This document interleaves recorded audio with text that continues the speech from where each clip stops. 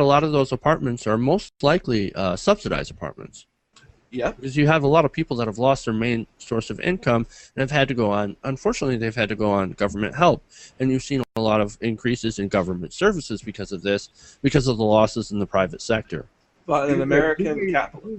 Do they really, though? Are they really subsidized apartments that are going up? And the reason I ask this is because where I am here in the large metropolitans here in Canada, not just in Toronto, a lot of the large metropolitans are facing the same thing, where it's condo upon condo upon condo upon condo that's going up, and the affordable housing for those people who can't afford homes is being ignored. I mean, up here, real estate prices where I am in Toronto are ridiculous. For a 500 square foot condo, you're looking at $300,000.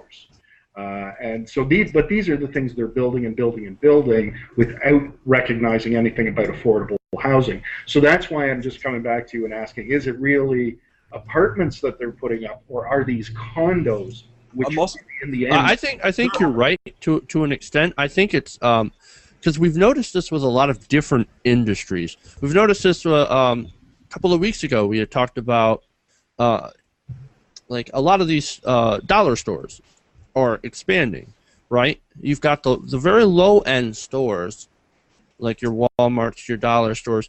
They're continuing to expand and get everywhere because there's so much more demand, because there are so many more people that are looking for cheap goods. But then you also have the very high-end stores, like your Tiffany's and whatever else, whatever kind of other high-end stores. I don't know. I don't shop there. Obviously, I'm not a rich man.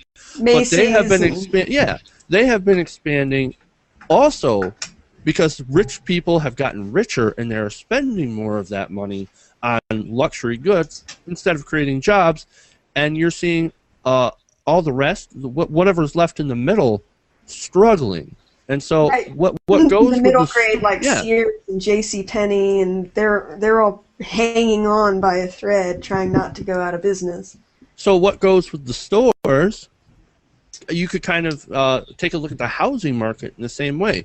You probably have a lot of condos, very expensive condos going up, and at the same time you probably have a lot of affordable housing also going up, and you have and you just have a barely any kind of pickup in the middle class housing market.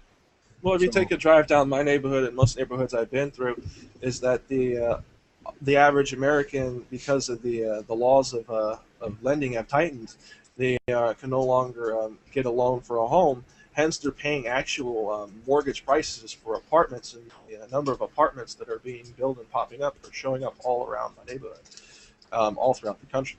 I read recently that there are more empty houses in this country right now than there are homeless people. Yes, there are.